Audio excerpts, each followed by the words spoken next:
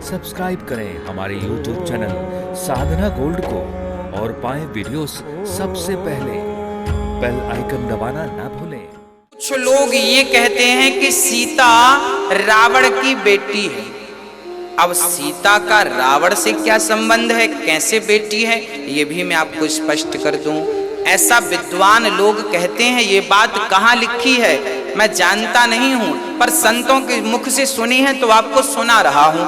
ये सीता की सच्ची चर्चा तो यही है कि सीता मां पृथ्वी से प्रकट हुई, पर कुछ लोग ये भी कहते हैं कि रावण की बेटी है। अच्छा, रावण की बेटी किस आधार पर कहते हैं वो भी मैं आपको स्पष्ट कर दूं। बात ऐसी है कि एक बार रावण संतों से खून लेकर के, रावण संतों से टैक्स किसका लेता था जानते हो? उनके खून का टैक्स लेता। चलो टैक्स में अपना खून दो। तब संत लोग अपना कुछ कुछ काट काट के रावण को खून दिया करते थे, ब्लड दान किया करते थे, रक्त दान किया करते थे, सारे ब्राह्मणों का, संतों का।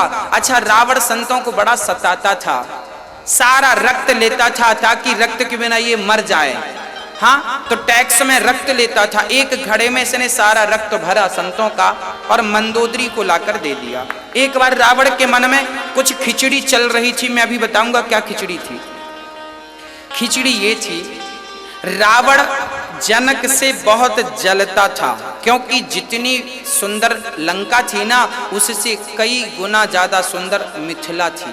मिथिला बोले तो आज वो मिथिला बिहार में, बिहार प्रांत जो नेपाल से लगा हुआ है वो मिथिला नगरी है। तो ये जो नगरी थी ना बड़ी सुंदर थी, बहुत सुंदर थी।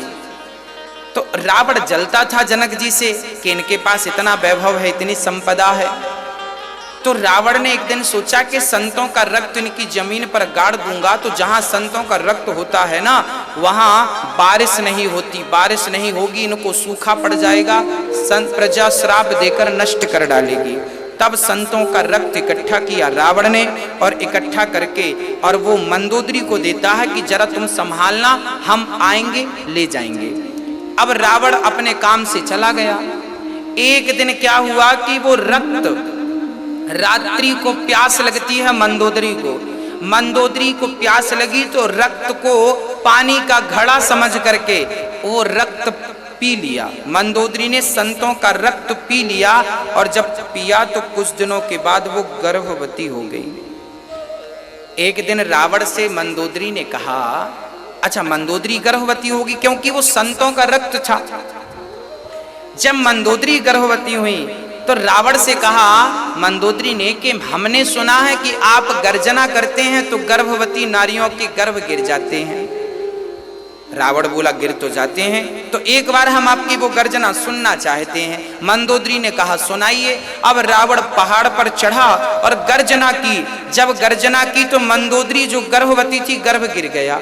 गर्भ गिरा तो उस गर्भ को उठाकर मंदोदरी ने उसी घड़े पर डाल दिया, और रावण आया तो बोला मैंने घड़ा दिया था, कहाँ है? बोले ये है। वो घड़ा ले जाकर रावण ने जनक की नगरी में गाड़ दिया। इसलिए गाड़ा कि यहाँ पर बारिश नहीं होगी, संतों का श्राप लग जाएगा, संतों का रक्त है इसमें।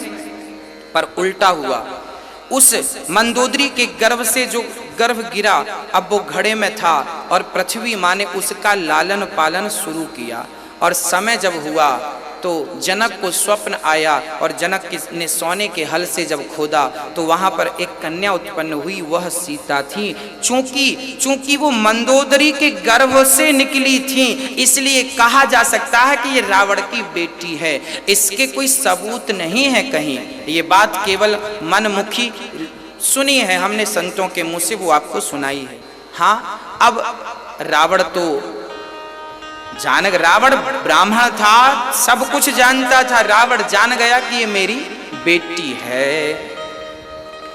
अब आगे मैं आपको सुनाता हूं। इस हिसाब से रावण सीता का पिता हुआ। अच्छा, यहां पर आप देखेंगे जब सीता स्वयंवर होता है ना तो रावण भी आया था। यहां गोस्वामी जी स्पष्ट लिख रहे हैं कि रावण ने धनुष को टच भी नहीं किया। अर्थात रावण सीता से विवाह करने नहीं आया था। यहाँ गोस्वामी जी लिख रहे हैं चौपाई में कि रावण चाप को अर्थात धनुष को छुआ भी नहीं। ऐसी चौपाई अभी मैं गाऊंगा थोड़ी देर बाद। रावण ने धनुष को, आया तो था सीता स्वयंवर में रावण, पर रावण अपनी बिटिया को देखने आया था, ऐसा संत जन कहते हैं। और जब राम ने धनुष तोड़ दिया तब रावण ने राम से कहा था कि प्रभु समय लगे तो हमारी बिटिया को लेके लंका आइएगा, आपका सम्मान स्वागत करेंगे। राम जी ने कहा देखो हम तो आएंगे नहीं। तो रावण बोला फिर मत आओ, हम अपने तरीके से ले आएंगे। तो इसलिए फिर रावण ने सीता माता को चुराया, इसलिए चुराया कि वो अपना कल्याण करना चाहता था।